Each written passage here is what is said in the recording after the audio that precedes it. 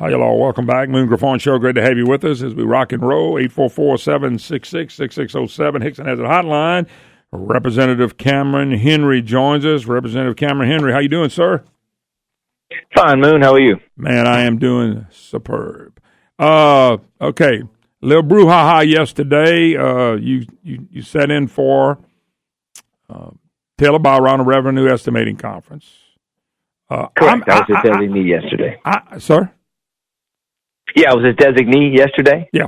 So I'm taking it, and I'm just trying to figure out a little bit. I'm taking it the way you voted was not to recognize, and I won't get into the reason why. Is that something you had to get in touch with Byron, do it, or just something you did on your own? Because that's everybody said, well, he must have did it on his own. I'm going, probably not, but just curious of your particular vote at this time, and then we'll get into the detail a bit.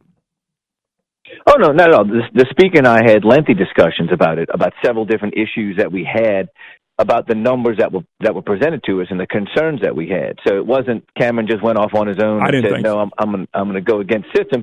The speaker and I had lengthy conversations about it because we wanted to make sure what we're doing, you want to make sure what you're doing is the best interest of taxpayers, and whether it's voting for it to have the option to spend an additional $144 million or to not spend that, both of those have an effect, on the prisons and register of voters and folks that may have been anticipating that money coming in. It had an effect both ways, so we wanted to make sure we made a good, sound decision. Yeah, no doubt about it. But, one of the things that you're being accused of is, and this blows my mind, and I did this early in the program. What blows my mind is you're really not doing the status quo. You're actually trying to say, hold up just a second. Before we jump up and spend this money, and in my calculation that we raised about $7 billion in taxes, if you look at all the taxes raised, including the 7-year extension on the sales tax. So when I look at this, I think you didn't do the status quo. Automatically vote for it to go spend another couple $100 million. If I'm read it right, it's like $40 million this year and $150 million next year. So I think you didn't do the status quo. I think you did the responsible thing by saying, hold up just a second. You're not saying they're not going to spend it. I think if you read this, what I'm reading is you just said, hold up. All prices are dropping now, and we don't know we're getting into income tax and, corporate tax.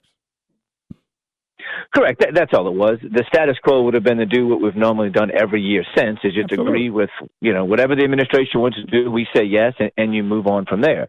What I looked at, and the speaker and I did this together with staff to make sure we had accurate information, and we've been having these discussions. When I say we, the Appropriations Committee and Joint Legislative Committee on the Budget have been having these discussions with one of the economists in public about what their concerns were moving forward with the budget. For example, for your personal income tax, well, we started the withholding of more revenue out of individuals' taxes, out of individual paychecks.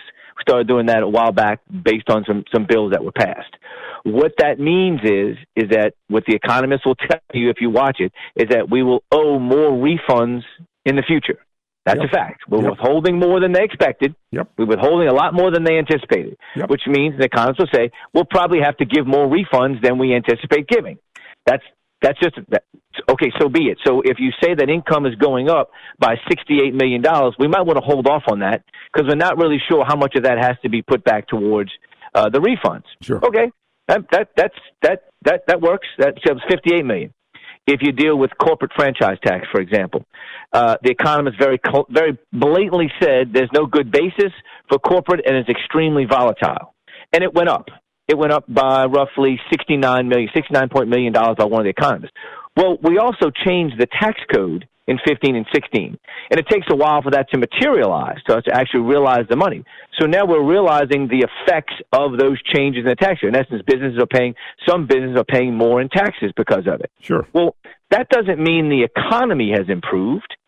That means that individuals are now just paying more. Yeah.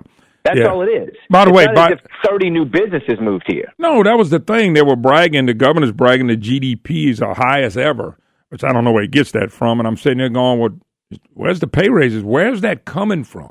Because all those taxes that were raised, most of that was done from individuals. And even the Trump tax cut, that was taken right out of our hands. We didn't get a penny of that. I mean, so you start adding all that stuff up. They got a lot of money. And the funny thing about it is I could see, Now, say, see, I read Hilario's comments to you. I read Jay Darden's hateful comments to you. And I'm sitting here going, they are mad because they're not getting to do what? Spend more money. That blows my mind, Cameron. Spend more money. And we gave them $7 billion. My number, not yours. Well, but you have to understand, it's not that they won't be able to spend the money. It's all we're saying is when you have a forecast where severance tax is going up by $75.9 million, sure. Yet the price of oil that they're using is in the 61, 62, 63 range. And you look at West Texas crude, and it's at $51 2 days ago per barrel of oil. That makes it difficult for us to go, wait a minute. The assumption you're using is clearly we have an issue with because we dropped it. We want to drop it to $51. Yeah. Well, they wanted to do that actually in the meeting, which didn't make a lot of sense. So with those variables in play, all I said was, and the speaker agreed. We had this discussion was, why don't we hold off a couple months, make sure these numbers are real, and then we can address this later in the year, 6 months in the year. The money, if the money is there, it is there. Whether it's the $144 million that one economist wanted to use or 163, the option will still be there. Sure. It's just we'll be able to spend actual money. Mm-hmm. You actually do what Hilario said. We're not going to be able to spend budget until we got it in the bank. Well, hey, John, that would be different than the way we've been doing it. You're saying let's make sure it's in the bank in 2 or 3 or 4 months whenever it comes up. And if it's there, Mr. Hilario, you can spend it. They want to spend it before they know the rest of the information. That's what I'm reading from you. Correct. And there was some language put in House Bill 1, which is a budget bill, that said that if new additional revenue is recognized, we put some below-the-line items. There were about $42 million in there that were going to be spent on sheriff's housing. I believe it was sheriff's housing. The clerks are in there, prisons, so forth. Well, if we spend that 42, assuming that it comes in, and it does not materialize because we're using roughly 3 to 4 months worth of data, we have to cut somewhere when we actually when we start next fiscal year to make up for that loss. Yeah, because the money didn't materialize. So the logic was, let's make sure the money's there. Let's have more information, the best information possible, to make sure the money's going to materialize before you spend it. But That's all we're trying to do. Cameron, my beef is, I understand you, brother. I think you're right. You're trying to do stuff a little different so we can maybe become a different state. When you're accused of, as Darden called you, this is the status quo. This is not the status quo. The status quo was to just approve the money, and if it's that good and if it's not good. That's the status quo. We watched the status quo for 40, 50 years in this state. You're not doing the status quo. You're trying to say, look, guys, let's don't get in trouble with this. Let's wait and see. Correct, unless he was referring to the fact that I want them just to spend the money that we already appropriated. Okay, we appropriated $9.4 billion for the administration to spend this fiscal year. Mm-hmm. The status quo would be spend the 9.4. Don't spend anything above that. Don't spend the money that we're not sure whether it's actually going to materialize. Sure. I doubt that's what he was saying. But maybe we'll throw a little credit his way on the assumption that's what he was going for. Well, you throw credit that way. I'm not. I don't trust them because they've always done the same thing. That's me. That's not you. That's me. I just get a little frustrated because I think when I see what you're trying to do, Cameron, I'm watching it. I see what you're trying to do, brother, and you're right. And people need to hear more from y'all, not from Darden and Hilario. They need to hear more from y'all, and that's why I want to put you on the air. And you're going to be in Baton Rouge Saturday because we're going to play this. Anyway, let me take a break. Cameron Henry, Representative Henry, my special guest. You're listening to the Moon Griffon Show. We'll take another break and be right back. By the way, you can still early vote. You can still early vote today. Don't forget to go vote. By the way, Rick Edmonds really pounded on Kyle Owens. He has endorsed him now.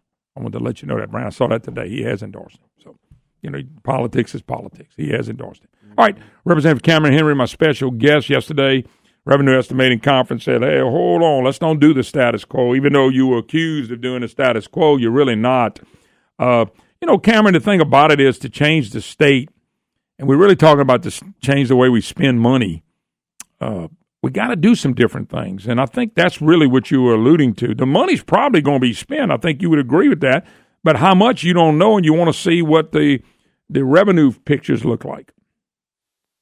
But you just want to. I mean, it's shocking, and it sounds common sense to everyone listening. You just want to spend money that's actually there, because if not, you either have to cut or you have to raise taxes.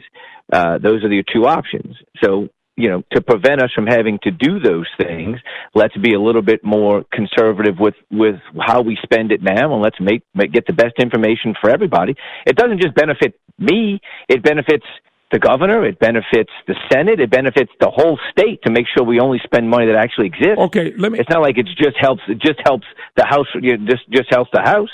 But one of the things I want to ask you about when I read what they're saying and the press is saying, and we can't fund teacher pay raise. We got to fund sheriffs and all these other things. How does that play into that? Why are they using that, I guess?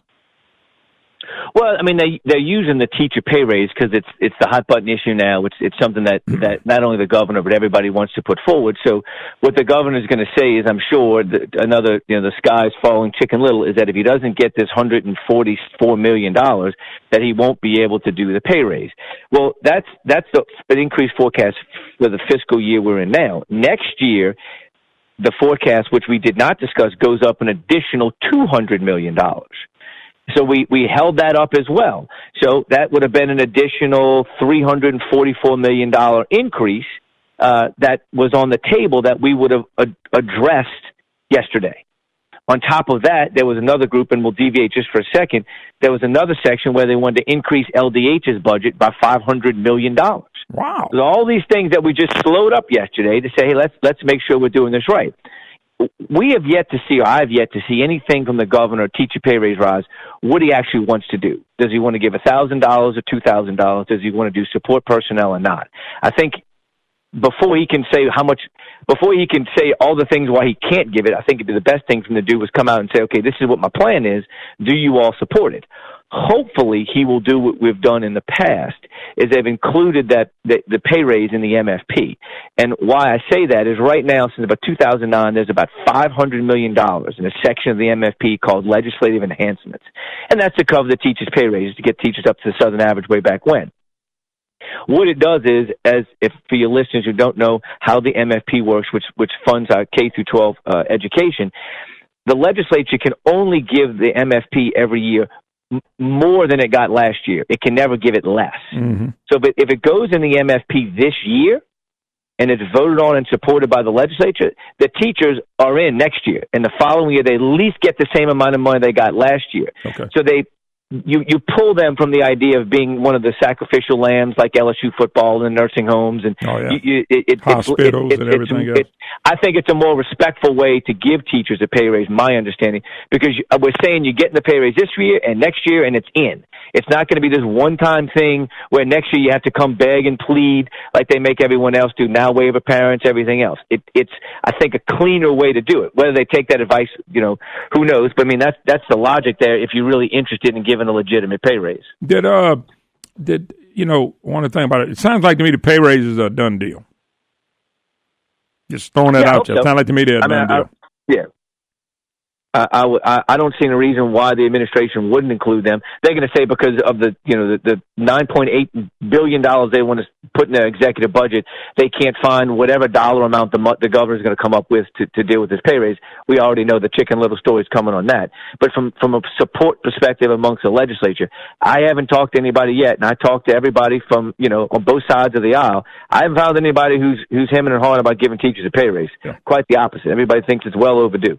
Yeah, well, that's what I figured. I figured that was already done, and I don't know where we keep getting all this money from. Is what concerns me when we really don't change anything, Cameron. I'm not laying that on you. I think there's been fiscal hawks and people that are trying to change things, but they can't change it because of the status quo. I think the governor and Darden and those guys at Lario, they all are status quo. They stay the status quo, and they think you stepped on their neck yesterday when really you didn't do that. They made it a big deal, calling your names and things like that, and that's what I don't appreciate. All you were saying was, I know you can handle it, you thick skin and all that, but the point that they do it in the way they do it, it just blows my mind, calling you the status quo.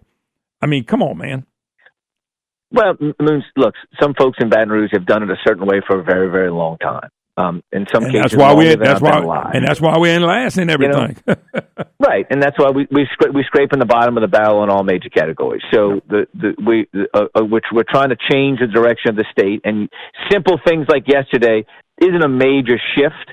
We're not going to solve the economic problems of the state, but you have to become a little bit more cognizant of the money you spend from the get-go. And this, based on how the governor's budget comes out, we'll maybe spend a little bit less. Because you have to remember, Moon, long-term, which I know we don't like to think of, long-term, we have that sales tax rolling off. So that's not going to happen overnight. You're not going to cut that $7 billion off of that sales tax, boom, in one session. You have to slowly start reducing your spending over time. Well, let me. If it's truly temporary. Well, let me tell you. If it's truly temporary. Sure, but what that's what we have to start working towards. When I say $7 billion, I can give you how I come up with that, because in the first session they did the 1 cent sales tax and some other little things, and it totaled about, I don't know, 2.5 billion. Correct. It's about $2 billion. Correct. Okay. Yes. Then you take the Trump tax cut, they another 350. Okay, and if you just look, and there's some other taxes in there, I just don't have them in front of me. But if you take the temporary sales tax, that's supposed to bring in about $3.5 billion more, 3.4, whatever it is. So 3.52. I mean, pretty soon you up to $6-7 billion in taxes, and that's where I get the number from. It's a lot of money. Now I know they come off and come on, they go off, they come on, but I'm saying totally. That's a lot of tax money, $6-7 billion on a state. And by the way, most of that tax, and if I'm wrong, explain to me. Most of that comes off individuals, not correct businesses. It's come off individuals. Right. The significant part of that is obviously is the sales tax that was just passed, which by your calculation, let's say it's $3.5 million. Well, you're not all of a sudden going to drop that off of the budget in 1 year. You're not going to cut $3.5 billion out of the budget. That's unrealistic on everyone's front. So you have to start looking at that now to see how much you need to hold back every year. What do you need to do? Do you need to start adjusting that sales tax now? Meaning next year, do you have to start scaling it back a little bit each year to where there's not such a huge drop off at the end? It's unrealistic to say it's off the record, but really on the record. Economy wise, do you see this big boom we're having now? Because I mean they're bragging that we got a big boom going on, and I just don't see it with the people I talk to every day, and I travel around the state. Is there something going on? Or they off? They on the money? I mean, what's going on? From the information that I have and the given is no, I do not. I mean, I think you probably have more folks in the oil business working in West Texas right now than you do in Louisiana, and it's not because Louisiana doesn't have oil. I think it's more the environment that we've created for certain industries. Folks are just picking up shop and going up someplace where they feel more comfortable, which right now seems to be, unfortunately, West Texas. Yeah. We have a drop in non-residential construction. Obviously, we have a huge drop in oil and gas. We have an increase in some of the specialty trades. Went over this yesterday, and that really deals with your plumbers and your electricians working on the construction that's already been done. Sure. But the problem is once that job is complete, then those guys are going to dip down as well. No, the job forecast. That's why you go back and say, the changes in our economy, the changes in the revenue are based more on things we've done in the legislature than things that have happened in the economy itself. So until we can rectify that, let's not spend money we don't have yet. Yeah. It's not that complicated. I think you're right, Cameron, and that's why I got you on. I want you to be able to tell your story, and people are going to hear it all over the state. Anyway, Representative Cameron, hey, Cameron, good luck, man, and I'm sure we'll see you on the other side of the first of the year because session to be right around the corner. But thank you. God bless. Yes, sir. Thank you Have so a good much. holiday. All right, bud. You too. All right. Maria Gage, Brobridge, Louisiana, the winner of the Cane River Pecans. All right, folks, that's going to wrap us up. Be back tomorrow in Alexandria. Brandon Como, the Showmo, will be in Alexandria with me. Hickson Autoplex on Friday. Hope you'll be there. Come visit with you. We'll have some best stop in Atwood's Bakery. And, it's going to be a good time. And Brandon will not be doing nothing, so you can have fun with him. It'll be weird being with you for the Moon Griffon Show, and I ain't got to do a dang thing. These people want to come see you, so it'll be a good thing. All right, we got to take a break. It's only 22 hours. See you tomorrow.